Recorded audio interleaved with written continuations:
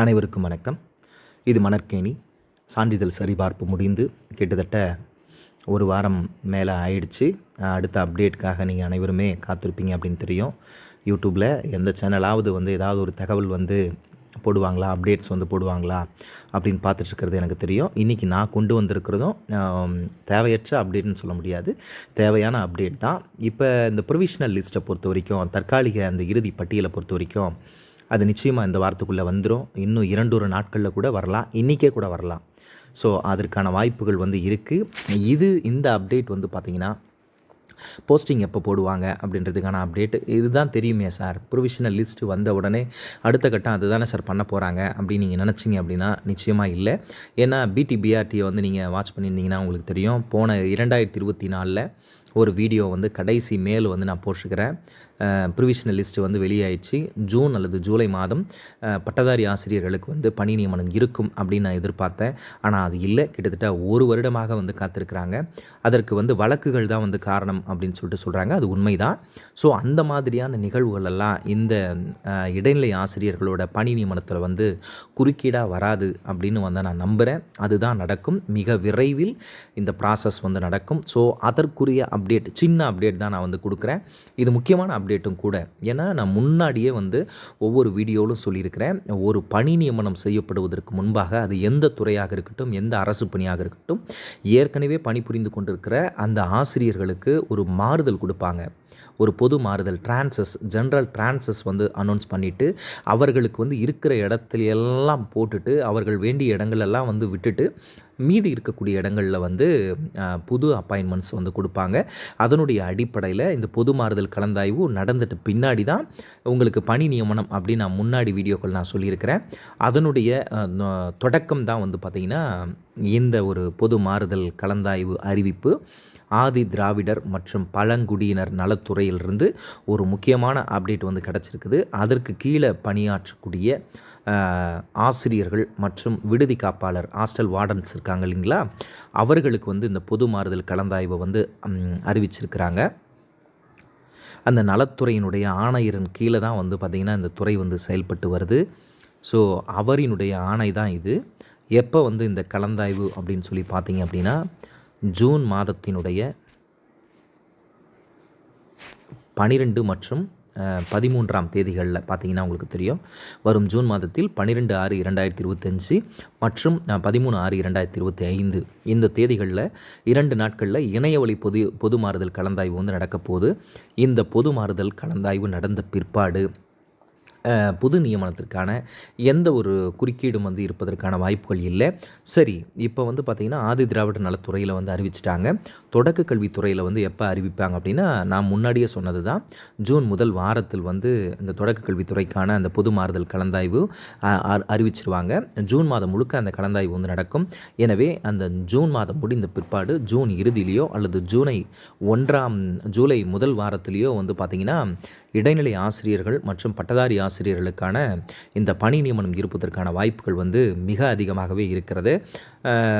முதல்ல எது நடக்கும் அப்படின்னா, பிடிபிஆர்டிக்கான கவுன்சிலிங் தான் முதல்ல நடக்கும்.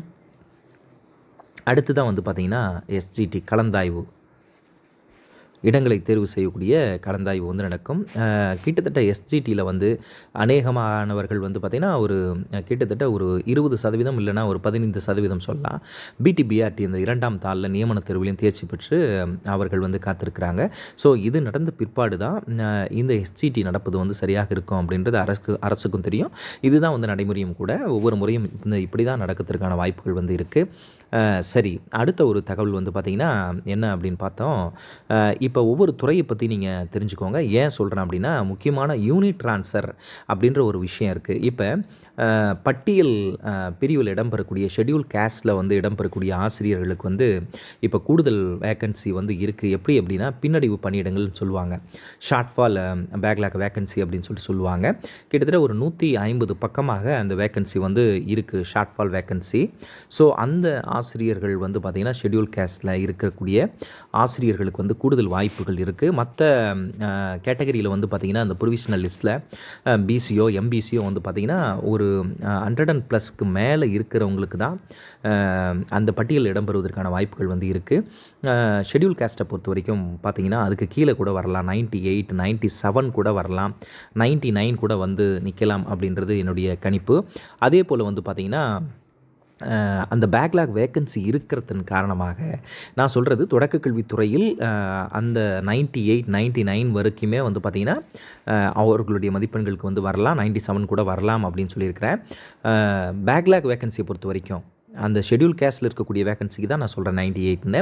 பேக்லாக் வேகன்சி 150க்கு வந்து பார்த்திங்கன்னா எது வரைக்கும் போகும் அப்படின்னா நிச்சயமாக அது கீழே கூட போகும். 94, 93 அந்த மதிப்பெண்கள் இருக்கிறவங்களுக்கு கூட இந்த வெல்ஃபேர் ஸ்கூல்ஸில் வந்து அப்பாயின்மெண்ட் ஆகிறதுக்கான வாய்ப்புகள் வந்து அதிகம், இது கிடைக்கிறதுக்கான வாய்ப்புகள் அதிகம். அப்படி கிடைத்தால் நீங்கள் எந்த விதமான ஒரு வருத்தமும் வந்து பட வேணாம். வெல்ஃபேர் ஸ்கூல்ஸ் அப்படின்னாலாம் வந்து நினைக்க வேண்டாம். முதல்ல போஸ்டிங் அது எங்கேனாலும் இருந்துட்டு போட்டோம், அதே சேலரி தான். உங்களுக்கு ஒரு முக்கியமான ஒரு வாய்ப்பை நான் சொல்கிறேன், ஒரு விஷயத்தை நான் சொல்கிறேன். நீங்கள் ஏடிடபிள்யூவில் நீங்கள் வந்து அப்பாயின்மெண்ட் ஆனாலும் கூட உங்களுக்கு வந்து ஒரு ஸ்பெஷல் ஒரு இது இருக்குது, யூனிட் ட்ரான்ஸ்ஃபர் அப்படின்னு சொல்லிட்டு சொல்லுவாங்க. அது அழகு மாறுதல் அப்படின்னு சொல்லிட்டு சொல்லுவாங்க. அது என்ன சார் அழகு மாறுதல் அப்படின்னா, இது நன்றாக நீங்கள் கவனிச்சுக்கோங்க. எப்பெல்லாம் வந்து இந்த டிஎம்கே திமுக அரசு வந்து வருதோ அப்போதெல்லாம் ஆசிரியர்களுக்கு அழகு மாறுதல் கலந்தாய்வு அப்படின்னு சொல்லிட்டு கொண்டு வருவாங்க. அது என்ன அப்படின்னா, முதல்ல துறைகளை நீங்கள் தெரிஞ்சுக்கிட்டிங்கன்னா இது சொல்கிறதுக்கு வசதியாக இருக்கும்னு நான் நினைக்கிறேன். என்னென்ன துறைகள் இருக்குது அப்படின்னா, துறைகளை வந்து நம்ம இப்போ வந்து தெரிஞ்சுக்கணும். துறைகளை பொறுத்த வரைக்கும் என்னென்ன துறைகள் இருக்குன்னா, பள்ளிக்கல்வித்துறை வந்து இருக்குது. முதல்ல வந்து ஸ்கூல் எஜுகேஷன் டிபார்ட்மெண்ட், சரிங்களா, பள்ளிக்கல்வித்துறை, சரிங்களா. அடுத்து வந்து பார்த்திங்கன்னா தொடக்க கல்வித்துறை, அதுக்கப்புறம் வந்து பார்த்திங்கன்னா ஆதி திராவிடர் மற்றும் பழங்குடியினருக்கான துறை, அடுத்து கள்ளர் சீரமைப்பு பள்ளிகள். இதெல்லாம் வந்து தனித்தனி அலகுகள், இது வேறு இது வேறு இது வேறு இது வேறு, சரிங்களா. இப்போ பள்ளிக்கல்வித்துறையில் ஒரு தொடக்க கல்வித்துறையில் எந்தெந்த ஸ்கூல்ஸ் வந்து இருக்கும் அப்படின்னா, தொடக்க கல்வித்துறையில் எல்லாத்துக்குமே தெரியும் உங்களுக்கு, தொடக்க பள்ளிகள் இருக்கும், எலிமெண்ட்ரி ஸ்கூல்ஸ் இருக்கும், சரிங்களா. அதுக்கடுத்தது மிடில் ஸ்கூல்ஸ் இருக்கும். இது 2 மட்டும்தான் வந்து பார்த்திங்கன்னா தொடக்க கல்வித்துறையில் இருக்கும், சரிங்களா. பள்ளிக்கல்வித்துறையை பொறுத்த வரைக்கும்